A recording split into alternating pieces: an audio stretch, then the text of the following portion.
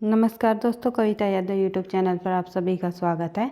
NTA NET JRF Hindi, EMRS DTET+B BPSC UPT GT PGT सभी हिंदी साहित्य संबंधी परीक्षाओं के लिए हमने हिंदी साहित्य की महत्वपूर्ण सीरीज चलाई हुई है, जिसमें हम एक एक प्रश्नों को उसके तथ्य के साथ करते हुए अपनी तैयारी को आगे बढ़ा रहे हैं, ताकि परीक्षा में आप लोगों को इन प्रश्न उत्तरों की सीरीज के माध्यम से अधिक लाभ मिले। हमने उन्हीं प्रश्नों को लिया है जो कहीं ना कहीं पिछली परीक्षाओं में पूछे जा चुके हैं और आगे भी पूछे जाने की भी संभावना है। उन प्रश्नों के साथ साथ हमने उनसे संबंधित अन्य तथ्यों को भी शामिल किया है, ताकि अगर इस जैसा कोई प्रश्न अगर परीक्षा में पूछ लिया जाए तो उससे संबंधित हमें सभी तथ्य पता होने चाहिए। घुमा फिरा कर भी प्रश्नों को पूछ सकते हैं, क्योंकि आजकल परीक्षाओं का पैटर्न बदल चुका है। समझ बेस का प्रश्न पत्र बनने लगा है, तो इन प्रश्न उत्तरों के माध्यम से आपको अधिक से अधिक लाभ मिलेगा, ये हमारा उद्देश्य है। तो देख लेते हैं प्रश्न संख्या 201। 200 प्रश्नों तक हम पहले कर चुके हैं। जिस भी बच्चे ने अभी तक पीछे की क्लासेस नहीं देखी है, तो आप प्ले लिस्ट में क्रम वाइज क्लास को देख सकते हो। तो शुरुआत कर लेते हैं। निम्नलिखित में से पश्चिमी हिंदी की बोलियां नहीं है। नहीं पर आपको ध्यान रखना है कि किस में नहीं पूछा गया, किस में है। इसी में कन्फ्यूजन हो जाता है, तो हम गलत आंसर लगा देते हैं। तो कन्नौजी, बुंदेली और ब्रजभाषा तीनों की तीनों जो बोलियाँ हैं पश्चिमी हिंदी की है। मगही जो है पश्चिमी हिंदी से नहीं निकली, बिहारी हिंदी से निकली है। तो देख लेते हैं थोड़ी और डिटेल इसकी। बिहारी हिंदी का विकास जो है मागधी अपभ्रंश से हुआ। अगर ये भी पूछ सकते हैं मगही जो है किस बिहारी हिंदी से निकली है, तो ये भी हम देख लेते हैं। जिसे दो भागों में बांटा गया, बिहारी हिंदी को दो भागों में बांटा गया, पूर्वी बिहारी हिंदी और पश्चिमी बिहारी। तो इसको दो भागों में विभाजित किया, तो पूर्वी बिहारी से निकलने वाली जो बोलियां हैं वो मगही और मैथिली है, और पश्चिमी बिहारी के अंतर्गत निकलने वाली बोली है जो वो भोजपुरी है। ये आप लोगों को ध्यान रखना है। बढ़ते हैं आगे। प्रश्न संख्या 202। सिद्ध साहित्य के अंतर्गत 84 सिद्धों की वे साहित्यिक रचनाएं आती है जो तत्कालीन लोक भाषा हिंदी में लिखी गई। 84 सिद्धों की वे भाषाएं सिद्ध साहित्य के अंतर्गत आती है जो तत्कालीन लोक भाषा हिंदी में लिखी गई। तो देख लेते हैं। 8वीं सदी में 84 सिद्धों के साथ बौद्ध धर्म के वर्ज्यान की परंपरा का प्रचलन हुआ। ये पूछा जा सकता है बौद्ध धर्म वर्ज्यान की परंपरा का प्रचलन कब हुआ। तो 8वीं सदी में 84 सिद्धों के साथ इनका वर्ज्यान परंपरा का प्रचलन हुआ। ये सभी नाथ ही थे, यानी कहा जाता है कि जो सिद्ध निकले थे वे नाथों से ही सिद्धों का विकास हुआ था। सिद्ध धर्म की वर्ज्यान शाखा के अनुयायी सिद्ध कहलाते हैं। सॉरी भाई, बौद्ध धर्म की, ये सिद्ध गलत, यहाँ पे टाइपिंग मिस्टेक हो गया। बौद्ध धर्म की वर्ज्यान शाखा के अनुयायी जो है वे सिद्ध कहलाए। और उसके बाद देख लेते हैं सिद्धों की प्रमुख रचनाएं। सिद्धों की प्रमुख रचनाएं है सरहप्पा 769, दोहा कोश लुइयप्पा 773 लगभग है इनका समय। लुइयप्पा गीतिका इनकी रचना है। ये सरहप्पा की रचना है दोहा कोश। शबरपा की जो रचना है 780 ईस्वी। चार्यापद महामुद्रा वर्ज गीतिका वर्ज योगिनी साधना। चार्यापद जो है प्रमुख रचना है, कई बार एग्जाम में पूछी गई है। कण्हप्पा 820 ईस्वी के लगभग। चार्य विनिश्चय और कण्हप्पा पद गीतिका जो इनकी रचना रही है। डोम्बिप्पा की रही है डोम्बिप्पा गीतिका। योगाचार्य अक्षरद्वीप कोश, जो ये दो रचनाएं हैं योगाचार्य और अक्षरद्वीप कोश, ये डोम्बिप्पा की पूछी गई है परीक्षा में पहले भी। तो देख लेते हैं, थोड़ा सा बढ़ते हैं आगे। प्रश्न संख्या 203। कबीर के निर्गुण पंथ का आधार भारतीय वेदांत की सूफियों का प्रेम तत्व है। यह विचार किसका है? जो कबीर जी के संबंध के बारे, कबीर जी से संबंधित जो यह विचार है ये किसका है? तो ये है आचार्य रामचंद्र शुक्ल जी का। बढ़ते हैं आगे। क्योंकि कथन से भी संबंधित प्रश्न पूछे जाते हैं, इसलिए मैंने उन्हीं कथनों को शामिल किया है जो इम्पोर्टेंट कथन है। केवल प्रेम लक्षणा भक्ति का आधार ग्रहण करने के कारण कृष्ण भक्ति शाखा में अश्लील विलासिता की प्रवृत्ति जागृत हुई। यह विचार किसका है? तो यह विचार भी आचार्य रामचंद्र शुक्ल जी द्वारा दिया गया है। बढ़ते हैं आगे। प्रश्न संख्या 205, निम्नलिखित में से कौन सी रचना ठाकुर जगमोहन की नहीं है? इनमें से जो कौन सी रचना है ठाकुर जगमोहन की नहीं है? प्रेम संपत्ति लता, लता है भाई ये प्रेम संपत्ति लता, और श्यामा लता, श्याम सरोजनी, ये तीनों की तीनों रचनाएं है जगमोहन जी की है। लेकिन प्रेम प्रलाप जो है भारतेंदु जी की रचना है, जो कि 1877 ईस्वी की है। अन्य जो भारतेंदु जी की कृतियाँ है वे भी देख लेते हैं। भारतेंदु जी की रचनाओं में से पूछी जाती है।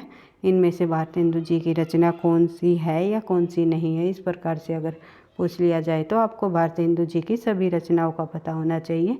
भक्त सर्वस्वर 1870, प्रेम मलिका 1871, प्रेम माधुरी 1875, प्रेम तरंग 1877, उत्तरार्ध भक्तमाल 1876-77, प्रेम प्रलाप जो है 1877, होली 1889, 79 भाई 89 नहीं 79, मधु मुकुल 1881, राग संग्रह 1880, वर्षा विनोद 1880, विनय प्रेम 50 1881, फूलों का गुच्छा जो कि खड़ी बोली में लिखित काव्य है। कई बार परीक्षा में ये भी पूछी जाती है भारतेंदु जी की इनमें से खड़ी बोली का काव्य संग्रह काव्य कौन सा है?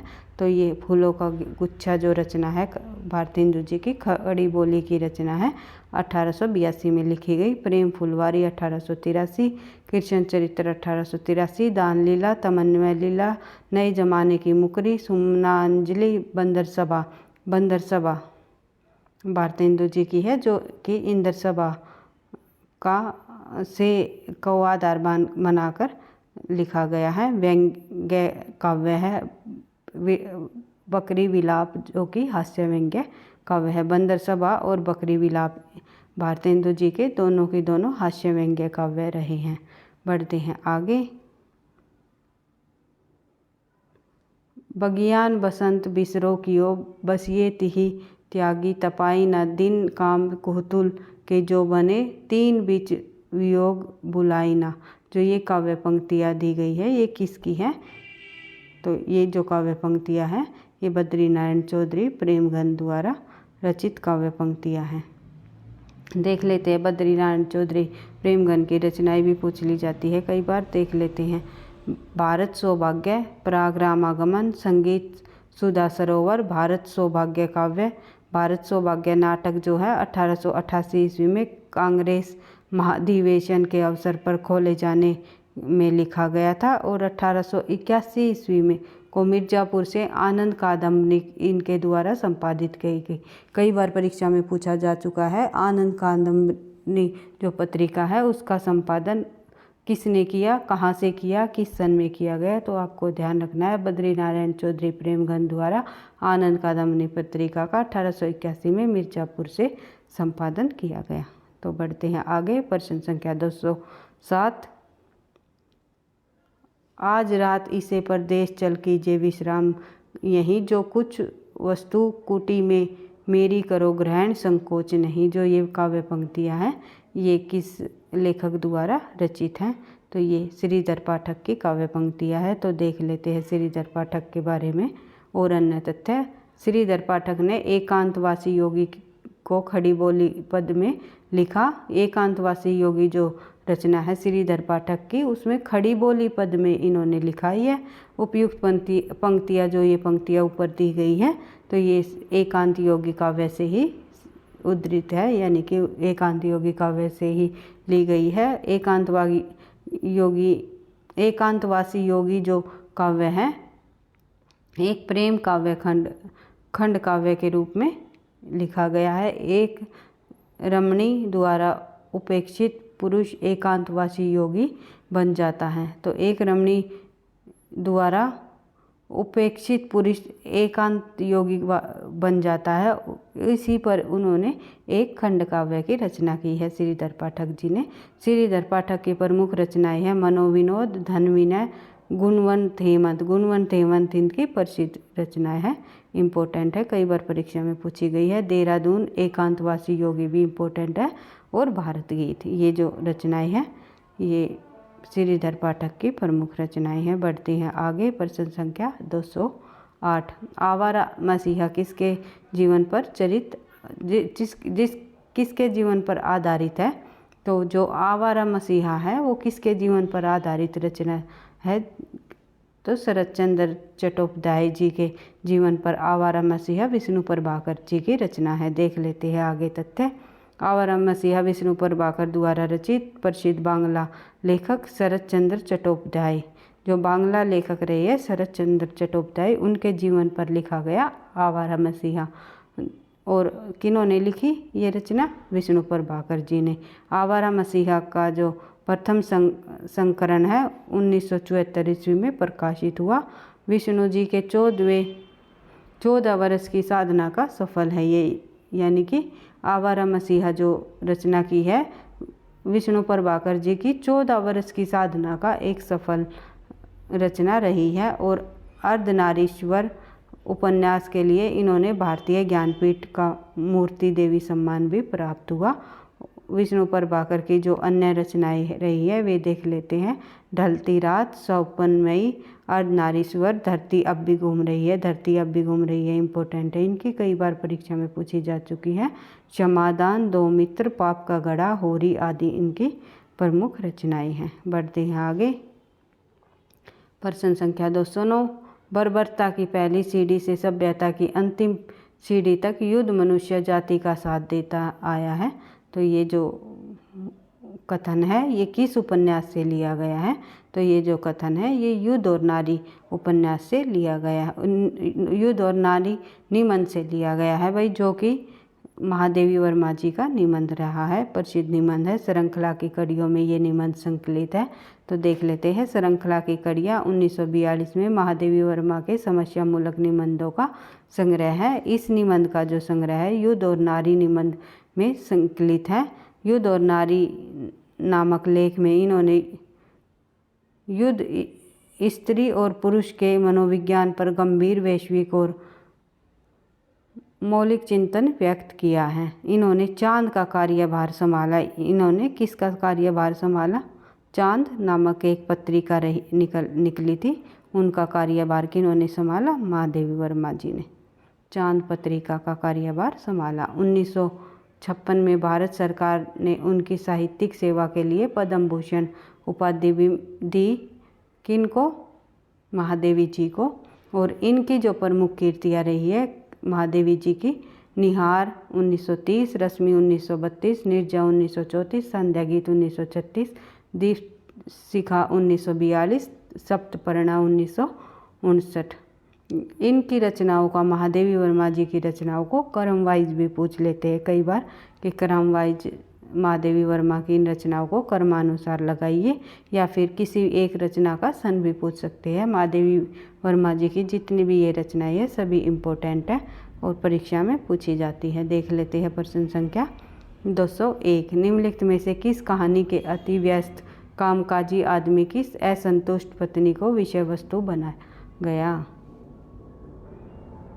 तो सही आंसर हो जाएगा हमारा ग्रामोफोन रिकॉर्ड। ग्रामोफोन रिकॉर्ड के कहानी के लेखक कौन है? जैनेन्द्र कुमार। मनोविश्लेषण परंपरा के प्रवर्तक के रूप में प्रसिद्ध रहे हैं जैनेन्द्र कुमार जी, और 1971 में पद्म भूषण तथा 1979 में साहित्य अकादमी पुरस्कार से ये सम्मानित किए जा चुके हैं।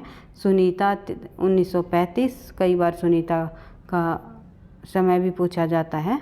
जैनेन्द्र का जो सुनीता उपन्यास है कब लिखा गया?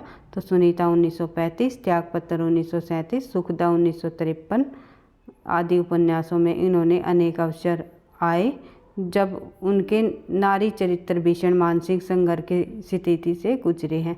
तो इनकी अन्य जो कहानियां हैं वे है फांसी, वातायन, एक रात, पाजेव, दो चिड़िया आदि इनकी कहानियां रही है।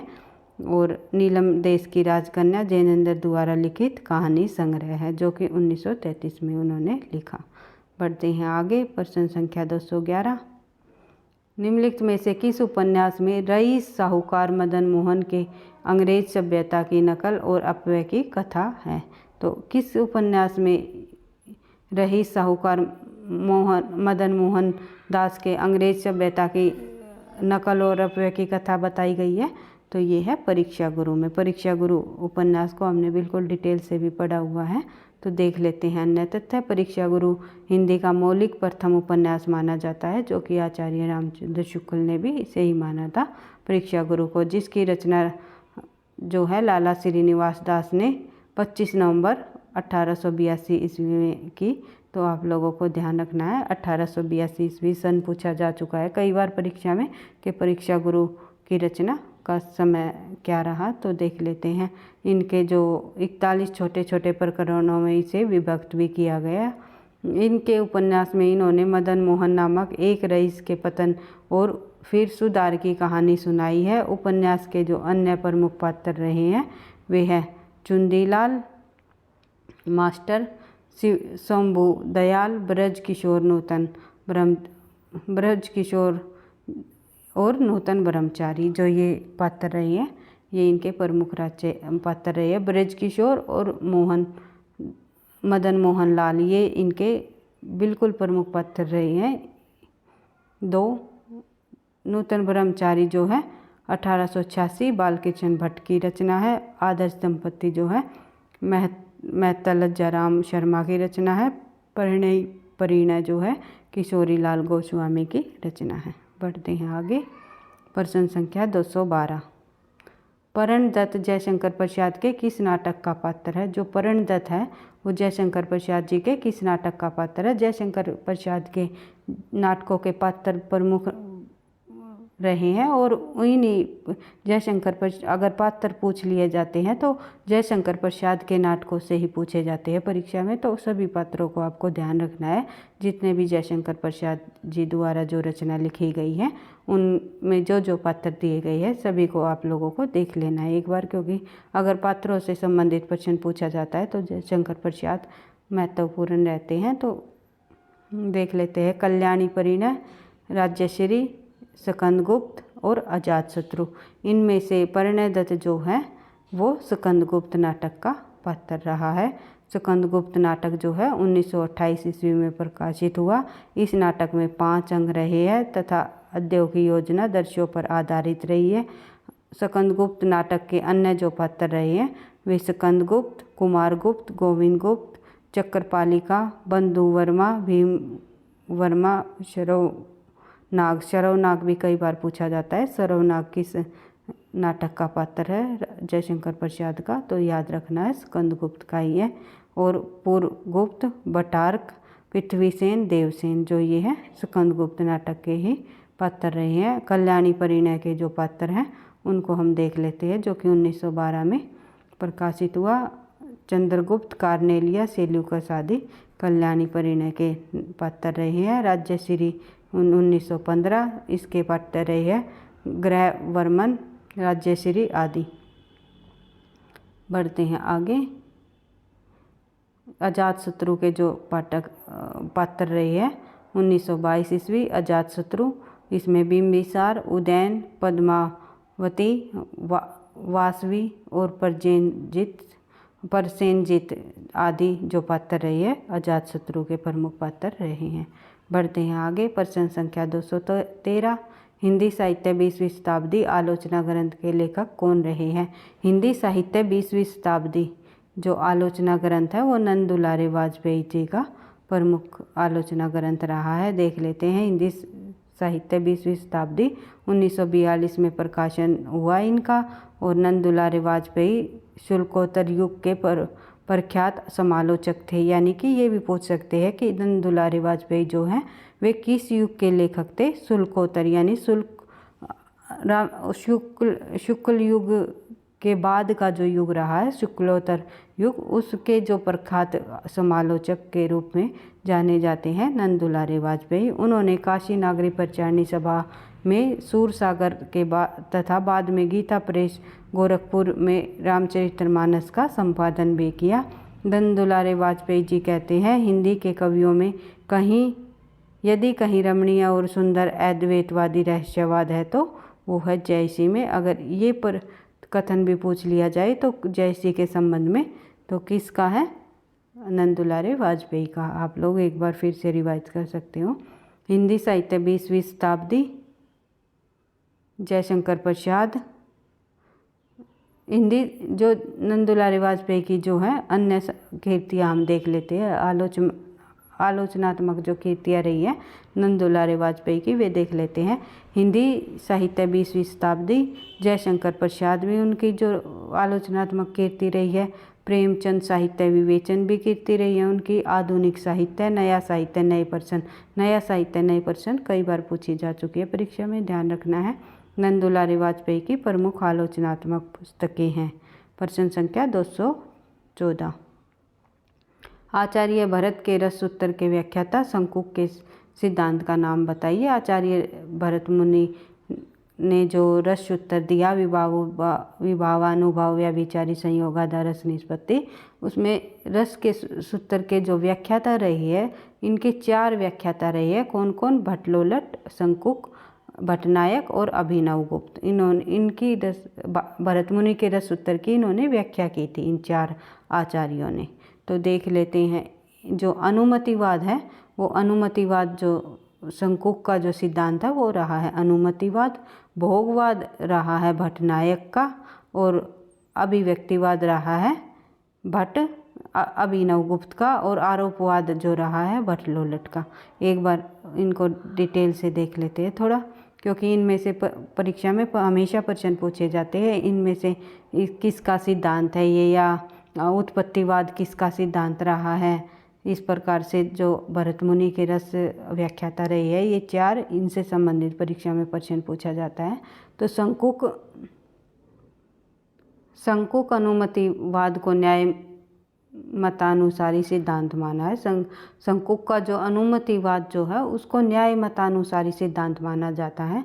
इसका कारण उसका अनुमति प्रदान होना ही है। और भट्टलोलट का जो है उत्पत्तिवाद सिद्धांत रहा। शंकुक का अनुमितिवाद, जो कि अनुमानवाद भी कहा जाता है, और उत्पत्तिवाद को हम आरोपवाद भी कह सकते हैं। और भट्टनायक का जो है भुक्तिवाद, भुक्तिवाद को भोगवाद भी कह सकते हैं। और अभिनवगुप्त का है अभिव्यक्तिवाद। बढ़ते हैं आगे। प्रश्न संख्या 215। निम्नलिखित में से कौन सी पुस्तक I.A. रिचर्ड द्वारा लिखित नहीं है? I.A. रिचर्ड जो कि पाश्चात्य विद्वान रहे हैं, इन्होंने कई पुस्तकें लिखी है, कई ग्रंथ लिखे हैं। तो ये पूछा हुआ है कि I.A. रिचर्ड द्वारा पुस्तक लिखित नहीं है, नहीं पर आपको ध्यान रखना है। तो सही आंसर हो जाएगा हमारा इसमें notes towards the definition of culture. जो ये पुस्तक है ये I.A. रिचर्ड्स की न होकर के किसकी है? I.A. इलियट्स की है ये पुस्तक भाई। ये T.S. इलियट्स की पुस्तक है। तो देख लेते हैं। Principle of literary criticism, practical criticism और कोलरिज ऑन इम्यूनाइजेशन जो है, ये तीनों की तीनों पुस्तकें हैं I.A. रिचर्ड्स द्वारा लिखी गई है। इससे संबंधित तथ्य देख लेते हैं। Notes towards the definition of culture T.S. Eliot's द्वारा लिखित पुस्तक है, यह ग्रंथ है। I.A. रिचर्ड्स का जो रचनाकाल है 1924 से 1936 के मध्य माना जाता है। I.A. रिचर्ड्स द्वारा लिखित पुस्तकें हैं प्रिंसिपल ऑफ लिटरेरी क्रिटिसिज्म 1924 ईस्वी, साइंस एंड पोइट्री भी इम्पोर्टेंट है भाई, कई बार परीक्षा में पूछी जाती है। और प्रैक्टिकल क्रिटिसिज्म भी इम्पोर्टेंट है। कोलरिज ऑन इम्यूनाइजेशन, ये I.A. रिचर्ड्स से ही कई बार परीक्षा में प्रश्न पूछा जा चुका है इनकी ग्रंथों से, इनकी पुस्तकों से संबंधित। तो इन्होंने जो है 1 दर्जन ग्रंथों में प्रिंसिपल ऑफ लिटरेरी क्रिटिसिज्म सबसे अधिक प्रसिद्ध पुस्तक रही है, इनकी ग्रंथ रहा है। बढ़ते हैं आगे। प्रश्न संख्या 216। प्राणचंद चौहान का संबंध भक्ति की किस शाखा से है? प्राणचंद चौहान का जो संबंध है भक्ति की राम भक्ति शाखा से माना जाता है। तो प्राणचंद चौहान ने एक रामायण महानाटक नामक रचना भी लिखी है। भक्ति काल के राम भक्त शाखा के प्रमुख कवि रहे हैं प्राणचंद चौहान। बढ़ते हैं आगे। प्रश्न संख्या 217। भंवर गीत किसकी रचना है? भंवर गीत जो रचना है वो नंददास जी की रचना है। देख लेते हैं। नंददास 1590 विक्रमी संवत ब्रजभाषा के एक संत कवि वे वल्लभ संप्रदाय पुष्टि मार्ग के 8 कवियों यानी अष्टछाप के प्रमुख कवि रहे हैं। वे गोस्वामी विठलनाथ के शिष्य रहे हैं। भंवर गीत नंददास की रचना है और नंददास की जो अन्य रचनाएं हैं वे भी परीक्षा में पूछी जाती है, जैसे कि रास पंचादाई, सिद्धांत पंचादाई, अनेकार्थ मंजरी, मान मंजरी, रूप मंजरी, रस मंजरी, विरह मंजरी, गोवर्धन लीला, श्याम सगाई, रुक्मणी मंगल, सुदामा चरित, भाषा, दसम स्कंद और पदावली। ये सभी की सभी रचनाएं नंददास जी की इम्पोर्टेंट है, इन्हीं में से रचनाओं में से पूछी जाती है। बढ़ते हैं आगे, प्रश्न संख्या 218। हिंदी का आदि कवि किसे माना जाता है? हिंदी का आदि कवि किसे माना जाता है भाई, ये पूछा हुआ है। तो हिंदी का आदि कवि माना जाता है, इनमें से पूछा हुआ है। तो वैसे तो हिंदी का आदि कवि अगर बात करें, अलग अलग विद्वान अलग अलग कवियों को मानते हैं, लेकिन स्वयंभू को हिंदी का आदि कवि माना जाता है। हिंदी का आदि कवि स्वयंभू को माना जाता है। स्वयंभू को अपभ्रंश भाषा का महाकवि कहा जाता है। अपभ्रंश भाषा का कवि रहा है स्वयंभू। उनके बारे में यह जानकारी मिली है कि उनके पिता का नाम मारुतदेव, माता का नाम पद्मिनी था और उनके पिता का एक दोहा मारुतदेव कृत स्वयंभू छंद में है और उसके बेटे त्रिभुवन उनके पुत्रों में सबसे छोटे थे। जो त्रिभुवन है कि इनके पुत्र है स्वयंभू जी के सबसे छोटे पुत्र थे त्रिभुवन। त्रिभुवन ने जो पौंचरीव नामक इनकी जो राम पर आधारित जो रचना है, राम काव्य रहा है स्वयंभू का, उनको पूरा भी किया। बढ़ते हैं आगे, देख लेते हैं अन्य तथ्य। उनकी मृत्यु के बाद उनके पिता के अधूरे काव्य को इन्होंने पूरा किया। मैंने बताया। उनका उल्लेख पुष्यदंत ने अपने महापुराण में भी किया है और उनको अपभ्रंश का वाल्मीकि भी कहा जाता है। किनको? स्वयंभू जी को। क्योंकि उन्होंने पौंचरीव, ये जैन रामायण जो कि एक जैन रामायण है पौंचरीव, ये थोड़ा टाइपिंग मिस्टेक से ये रचना थोड़ी सी, एक सेकेंड में, पौंचरीव है ये, पौंचरीव इस प्रकार से रचना है। ये थोड़ा सा यहाँ टाइपिंग मिस्टेक हो रखी है। तो जैन रामायण जो ये रचना है, अपभ्रंश भाषा में का प्रयोग किया गया इस रचना में।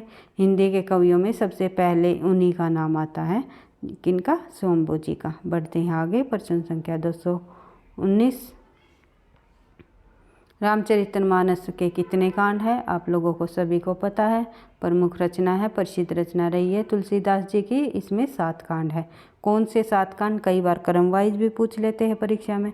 तो बालकांड, अयोध्याकांड, अरण्यकांड, किष्किंधाकांड, सुंदरकांड, लंकाकांड। लंकाकांड को युद्धकांड नाम से भी जाना जाता है और उत्तरकांड आपको ध्यान रखना है। बढ़ते हैं प्रश्न संख्या 220। भूषण किस रस के कवि रहे हैं? तो भूषण जो है वीर रस के प्रसिद्ध कवि रहे हैं। रीतिकाल में भूषण वीर रस के प्रमुख कवि रहे हैं। तो वीर रस का श्रेष्ठ कवि है भूषण। भूषण का वीर काव्य हिंदी साहित्य के वीर काव्य परंपरा में लिखा गया। इनकी कविता का रस अंगिरस जो है वीर रस है। इनकी रचनाएं है शिवराज भूषण, शिवा बावनी है ये भाई, शिवा बावनी, छत्रपाल साल दशक वीर रस से ओतप्रोत है। बढ़ते हैं आगे, प्रश्न संख्या 221। तरुवर फल नहीं खात है, सरवर पिए न पान। ये दोहा जो आप बचपन से ही पढ़ते आ रहे हो, ये किसका है? तो रहीम जी का है कि तरुवर यानी वर्ष कभी अपने फल स्वयं नहीं खाता और सरोवर यानी तालाब कभी अपना पानी स्वयं नहीं पीता। इसी प्रकार जो परोपकार व्यक्ति है वे अपने धन को अपने ऊपर खर्च न करके दूसरों के परोपकारी में ही व्यय करते हैं। बढ़ते हैं आगे, प्रश्न संख्या 222।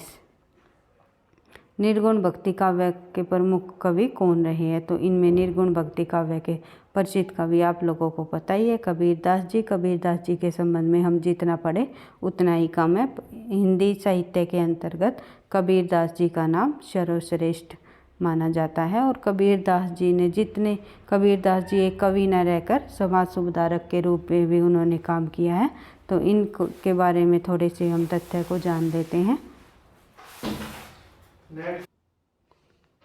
कबीरदास जी के संबंध में देख लेते हैं। कबीरदास जी कबीर 15वीं शताब्दी के प्रमुख रहस्यवादी संत के रूप में जाने जाते हैं। ये हिंदी साहित्य के भक्तिकाल निर्गुण काव्य धारा के ज्ञान मार्गी उपशाखा के महान कवि रहे हैं। तो इससे संबंधित और अन्य तथ्य देख लेते हैं। इनकी जन्म, मृत्यु, माता पिता, अन्य जो परीक्षाओं में पूछी जाते हैं। तो जन्म भूमि जो है लहरतारा रही है। जन्म इनका जो सन रहा है 1518। मृत्यु स्थान है जो मगहर उत्तर प्रदेश रहा है। जो इनके पालन पोषण करता रहे हैं वे नीरू और नीमा। 2 जुलाहा दंपति रहे हैं। जो पत्नी रही है इनकी वो लोई है। संतान इनकी पुत्र रहा है कमाल और कमाली नामक पुत्री रही है। कर्म भूमि काशी बनारस और कर्म क्षेत्र जो है समाज सुधारक कवि रहे हैं। मुख्य रचनाएं जो है शाकी सफेद्रमेनी जो कि बीजक में संग्रहित है। बढ़ते हैं आगे। विषय रहा है इनका समाज सुधार। भाषा जो रही है अवधी, सदुकड़ी और पंचमैली खिचड़ी इनकी भाषा मानी जाती है। सदुकड़ी नाम दिया इनकी भाषा को रामचंद्र शुक्ल ने। पंचमैली खिचड़ी कहा श्याम सुंदर दास ने। ये तथ्य हमने कबीर से संबंधित जो बिल्कुल डिटेल से क्लास की है उसमें हम कर चुके हैं। शिक्षा के क्षेत्र में देखे तो निरक्षर रहे हैं। कबीर पढ़े लिखे नहीं थे। कबीर ने स्वयं अपने दोहों में भी लिखा था कि कलम गाही नहीं हाथ, मैंने कभी कलम को हाथ नहीं लगाया। और विनय पत्रिका के रचयिता का नाम बताइए। तो विनय पत्रिका के रचयिता रहे हैं तुलसीदास जी। जो कि विनय पत्रिका जो तुलसीदास जी की है वो उनकी ब्रज भाषा की रचना रही है। तो तुलसीदास जी के प्रथम ग्रंथ की रचना इस ग्रंथ की रचना ब्रज भाषा में की गई। यानी तुलसीदास ने विनय पत्रिका की रचना ब्रज भाषा में की गई। कि कई रचनाएं उन्होंने ब्रज भाषा में लिखी तुलसीदास ने और कई रचनाएं उन्होंने अवधी भाषा में लिखी। कौन कौन सी उनकी अवधी भाषा की रचनाएं, कौन कौन सी ब्रज भाषा की, ये हम पहले भी कर चुके हैं। बढ़ते हैं आगे, देख लेते हैं। विनय पत्रिका का मुख्य रस जो है वो शांत रस रहा है। इसमें सम्मिलित पदों की संख्या है 279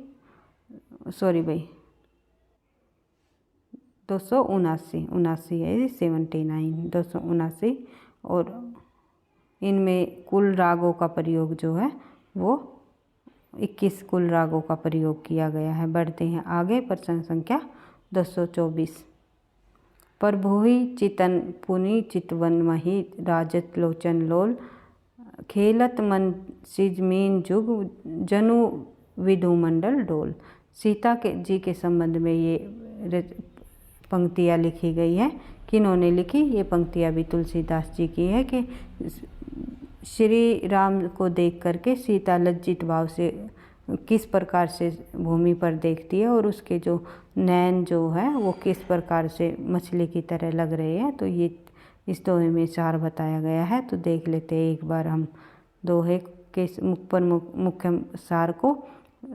तुलसीदास जी सीता की वाणी की असमर्थता को व्यक्त करते हुए जी कहते हैं कि अलंकारिता रूप में वे कह रहे हैं कि प्रभु श्री रामचंद्र जी की ओर देख करके तत्पश्चात लज्जा से पृथ्वी की ओर देखती हुई सीता जी के चंचल नयन इस प्रकार सुशोभित हो रहे हैं मानो चंद्रमंडल रूपी डोल कामदेव की 2 मछलियाँ क्रीड़ा कर रही हो।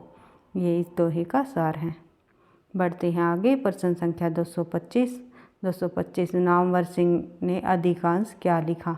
तो किस प्रकार की रचनाएं की नामवर सिंह ने?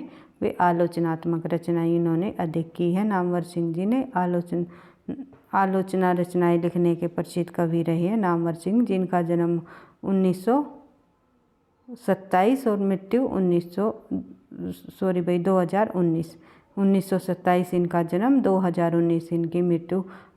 ये जो थोड़ा सा करंट का भी प्रश्न बन सकता है, ये भी पूछ सकते हैं कि इनमें से किस लेखक की मृत्यु 2019 में हुई, यानी कि अभी हाल ही में कुछ वर्षों पहले ही इनकी मृत्यु हुई है। तो प्रश्न पूछ सकते हैं।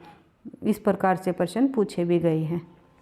2013 में जब प्रश्न आया हुआ था तो इस तरह से संबंधित प्रश्न पूछा गया था।